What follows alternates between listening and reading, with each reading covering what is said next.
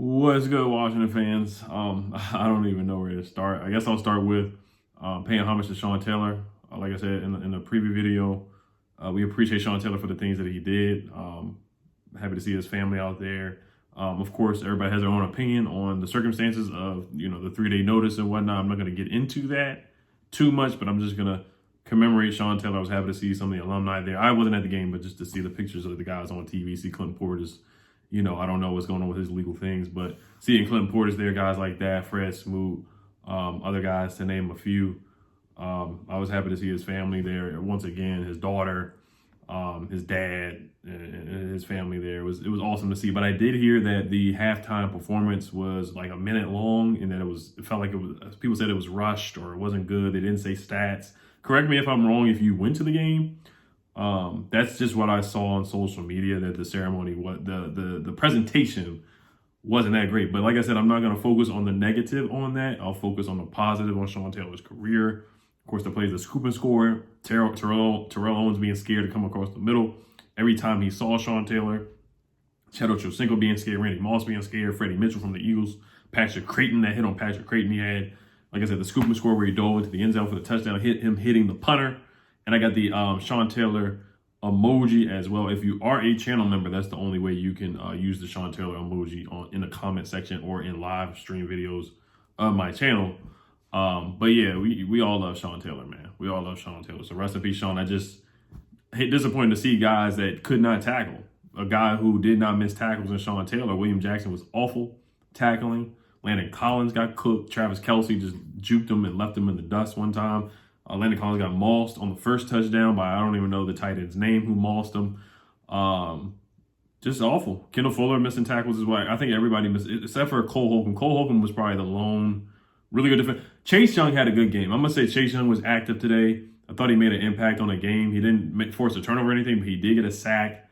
He did get an offsides. Montez Sweat got an offsides. Both those offsides. The Chase Young's offsides didn't hurt his bad because they already got the first down anyway, but the Montez Sweat offside did hurt us. It really did. But I thought Chase Young was a lot more active than what he was in the first 3 or 4 games, to be honest with you. So I did like some of the performance from Chase Young today. But, in the Chiefs, they gift wrapped that game to us, man. They tried to give it away. Patty Mahomes tried to throw the ball away. Like one time, I think we almost had him for a sack. He just threw the ball up in the air to Bobby McCain for an easy interception. That was terrible. Tyreek Hill dropped the pass. Cole Holcomb forced a fumble. Like, we should have been up by 10 points in the first half. At halftime, we should have been up by 10 points or more. Pat Mahomes threw 2 picks in the first half. 2 picks. We forced a fumble. So we forced 3 turnovers. We actually forced some turnovers, something that we do not do. I'm going to get to the coaching. So the coaching was just abysmal. It was piss poor coaching today once again. It was piss poor. Piss poor coaching, man. You don't go for it on 1 4th down. Look at the team stats. We did not go for it on 1 4th down. When the Chiefs defense is the 32nd dead last ranked total defense, or 31st bottom 5 defense in the league. They are the worst. Between us and the Chiefs. In my preview video, I was like, look, the Chiefs are 32nd in pass defense. We're ranked 31st. The Chiefs are 30th in run defense. We're ranked 25th or whatever. Or we're ranked 14th. The Chiefs give up 7 yards per play. They give up basically almost a first down per play. That's how bad the Chiefs have been. Now, they did make the adjustment. They sat down Daniel Sorensen, and they put on Juan Thornhill. I thought they did add some speed, but they still let guys wide open. Scott Turner, man. Let's get Scotty, man. Let's not let Scotty off the hook today, man. We cannot do that for sure. And Ron Rivera, he loves to hire his guys and his boys. Scotty Turner with the Panthers, his dad, Norv Turner, so we already know he was going to get the job from the jump. He's been up and down. He's had some good games and he's had some putrid games. And today was one of his putrid games. 3rd and 2. We're marching down the field. Their punter punted the ball off the side of the foot right here, and gave us a gift, a field position gift, another gift. We're up 13-10. This is where the game was lost right here. You cannot miss field goals. And when the Chiefs give you a gift, you have to take that gift. You have to take, and you can't get 3. You got to get 7. Too many field goals. And not 7. Way too many of that today. 3rd and 2. You throw the ball 5 yards behind the line of scrimmage to Adam Humphries. That play call, even if Heineke threw a bad ball, that should not have been the play call whatsoever. J.D. McKissic was doing a good job running the ball. Antonio Gibson was pretty bad today, in my opinion, at times. The fumble was awful, and then the next play, he gets another chance. He follows it up with a drop. That was inexcusable. He needed to sit. Jared Patterson should have got some more carries, in my opinion. J.D. McKissic did a solid job. I like Antonio Gibson, but you cannot do that. He needed to sit down. He should have been benched, and I'm happy he was benched or pushed to the side or whatever. You cannot do that. We gave them a gift by that fumble. That was terrible. Scotty Turner screen pass, bubble screens, all kinds of stuff.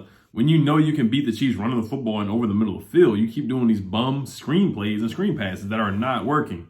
Not working. Not going for them fourth down. You believe in Dustin Hopkins. He did make a 50-yarder. I give him that. But, of course, Dustin Hopkins is Dustin Hopkins. He's going to revert back to what he is. And he reverted back to what he is. You know, that's just what he did. He showed his true colors right there. I never believed in Dustin Hopkins. I didn't think he was going to make kicks, keep making these kicks. And we put him in that situation. It was 4th and 5. We should have just went for it. There was a lot of times where we should have just went for it on 4th down. We did not go for it. That was just an excuse. Bad decision making by Riverboat Ron. Well, I can't even call him Riverboat anymore. I say this every time I make like I keep talking about the preview video. Every time I make a preview video is, hey, another key to the game is going to be Ron Rivera's decision making. Is he going to have enough situational awareness, like the terrible going for 2 against the Giants last year? Is he going to have situational awareness where, hey, we got some momentum. The crowd is on our side, you know, a little bit. I don't know how many Chiefs fans were there, but we got some momentum. We're making a good drive. It's 4th and 2, 4th and 3. Just got to go for it, man. And if we miss, hey, it is what it is. Our defense hasn't been good anyway, so it's like we're just giving the ball back anyway. Well, like I said, Scott, Ron. Defense, I wasn't too mad at today. Really wasn't, because it's the Chiefs for one thing. I thought the defense did enough. They did enough to win the game. I'll say that. And then once the air went out of the stadium when Dustin Hopkins missed that field goal, because we just know what's coming. We just knew what was coming. After you missed that field goal, Pat Mahomes is going to go down and score the football. Kendall Fuller, he missed that one interception. I thought Pat Mahomes should have had 3 interceptions today. William Jackson was awful today. He's been really bad so far. He's had at least 1 or 2 penalties in every game we played. He got cooked by McCole Hardman for the first touchdown. Tyreek Hill did whatever he felt like doing. He couldn't tackle Tyreek Hill. I know Tyreek Hill is a tough cover, but, you know, we're paying you that money. You're supposed to be the number 1 corner. You're supposed to be the most physical corner, one of the most physical press man coverage corners in the game, and he just could not tackle today. So he was bad. Heineke I'm looking at my notes now. I'm just going to go by my notes right now, and then we're going to head out after that. De'Ami Brown, I thought he played well today. I thought he showed some flashes of life today. I thought he caught some good passes over the middle, so I was happy to see that. Ricky Seals-Jones played well today. I liked what I saw from him. That touchdown, Heineke underthrew Ricky Seals-Jones for the easy touchdown. I was like, hey, man, Heineke, you got to throw that better, but it is what it is. I'm happy we got the touchdown, so I'm not too mad at Heineke on that. Like I said, it was 3rd down on the touchdown. I think McCole Hardman ran past William Jackson. Kendall Fuller missed a big tackle on 3rd down. That was in the first half. Tyreek Hill with the drop, and then Kendall Fuller got the interception. We actually got some 3rd down stops in the first half. And in the second half, we got a couple 3rd down stops. I thought they missed a pass interference on Terry McLaurin where Heineke threw it to the corner of the end zone. And I don't know the corner's name, but he was kind of like just holding him for real. And Terry McLaurin fell. I thought that was a pass interference. They definitely missed it. And, of course, they called the offensive pass interference on Terry McLaurin early in the game. I thought that was a terrible call. Dustin Hopkins did make his 50-yard kick. He made a 30-yard kick as well. Chase Young almost had a roughing the passer where he pushed Pat Mahomes down. Pat Mahomes was crying. Should have went for it on 4th and 5. That was in the first half, I want to say. Cole Holcomb, I thought he had a great game today. I thought he played pretty well. Terry actually did have a drop on 2nd and 16. That was uncharacteristic. And then J.D. McKissic caught a pass and then got the first down on a 3rd and 16. So J.D. McKissic is a beast, man. He's really good. I love J.D. McKissic. Chase Young, he took off the stickers of his mask, the Sean Taylor mask. He took that off in the second half. I noticed that. Cole Holcomb had a nice tip pass. Scott Turner, bad play call on 3rd and 2. Already talked about that. Back-to-back offsides killed us. Tressway, they called a flag on Tressway for that, taking a guy out. That was a debatable call. It is what it is on that.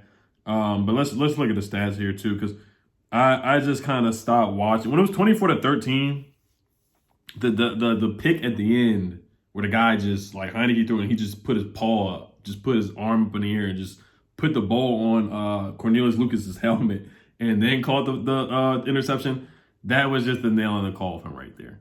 That was just the nail in the coffin. We got a notification. Antonio Gibson was struggling late in the game with a shin injury, so that's probably why he didn't get back in the game. And secondly, he just didn't play well, in my opinion. I didn't like what I saw from him. Just actually, he had some good runs. Let me take that back. Other than the fumble, he had 10 carries for 44 yards, 4.4 yards per carry. Jaden McKissick had 8 carries for 45 yards, 5.6 yards per carry. But yeah, Antonio Gibson, I just don't know if he's an every down back. You know, either he's getting injured or something's happening with him. So I like Antonio Gibson. Like I said, it could be a little too hard on him. Some people say, hey, I'm overreacting on Antonio Gibson, but I'm just being objective, and that's just what I see from him. He's a great player, but there's just some times where it's like, you know, come on, man. Jaden McKissick, he led the team in catches, 8 catches for 65 yards off of 10 targets. Led the team in rushing as well. Jaden McKissick, man, he played well. Ricky Seals-Jones played well, 4 catches for 58 yards and a touchdown. De'Ami Brown had 3 catches for 30 yards, but it felt like he played better, like had bigger numbers than that. Terry McLaurin, 4 catches for 28 yards. Not a great day for Terry, off of 8 targets. And, you know, they were the worst defense in the league. We couldn't move the ball consistently on them. That's very concerning. Very concerning. Jamin Davis led the team in tackles. I didn't see a lot from him, but hey, you know, that's good. It's good for him leading the team in tackles. Cole Holcomb had 10 tackles. Cole Holcomb had a sack as well and a pass deflection. I thought Cole Holcomb was flying around today. I love what I saw from Cole Holcomb. Bobby McCain had the interception late in the first half. Chase Young had a sack. Casey Toohill had a sack as well. But Khalid Hudson had a pass interference. I saw that too, where they were probably going to score in the end zone anyway. You let Tyreek Hill wide open on one of them. That was pretty darn bad. DeAndre Carter, I guess he had a solid kick return day today. But the quarterback situation, honestly, we play the Packers next, so it's going to be rough, man. This is going to be rough. Packers and then after that, we got the Broncos in. So we're going on a 2-game road trip. We play the Packers in Green Bay at 1 o'clock on Fox. And then we play the Broncos on Halloween at 4:25. And then we have the bye week, and then we play the Buccaneers on November 14th at 1 o'clock. So all the next games, all the teams are over 500. The Packers are 5-1. The Broncos are 3-2.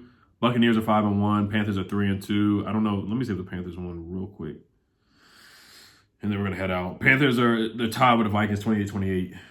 And they're about to lose to the Vikings. So they're going to be 3-3. So they're a 500 team. But basically the point I'm making is that we're playing tough teams. Playing very, very tough teams, very tough schedule. So it might be draft time pretty soon, to be honest with you. And to answer the debate, there's gonna be a debate all week, probably on the radio, probably on social media, probably on Washington Football. You know, they don't have what they got, Washington Nation now since they let Larry Michael go.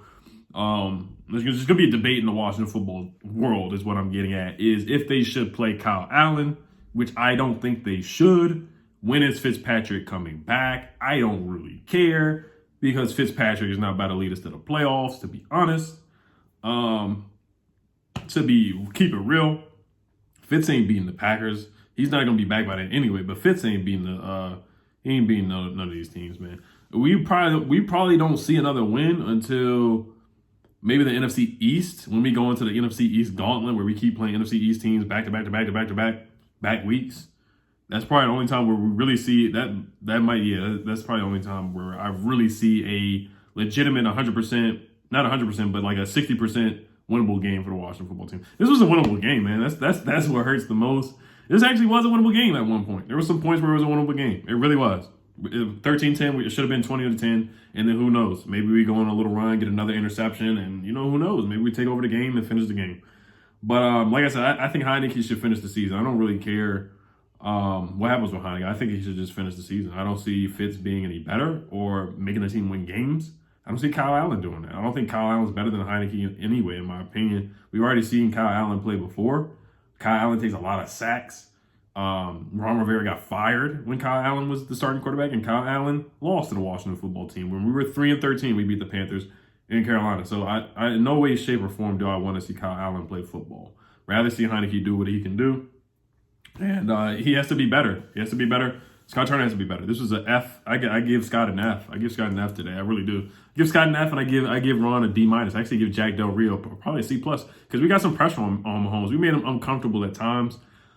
In the secondary, you know, some of it is on the players. I'm not gonna 100%. I've been saying everything's 100% on Jack, but some of it is on the players. Watching it today, some of it definitely was on the personnel and the players. It definitely was for sure, and some of that is on Jack too, not benching guys. Landon Collins needs to be benched.